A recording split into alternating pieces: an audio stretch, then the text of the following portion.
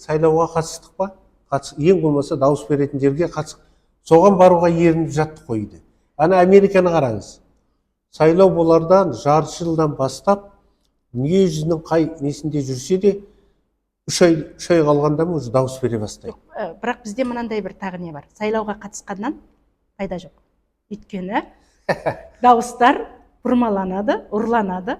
Ондай жағдайда мына қазіргі біздің авторитарлық дүниеде ол мүмкін емес нәрселерді айтып отырған сияқты. Жоқ. Ол сіз мүмкін білмейтін боласыз, Оралда осындай дауысты қорғайтын ұйым болды. 105 жария деген. Неден? Иә.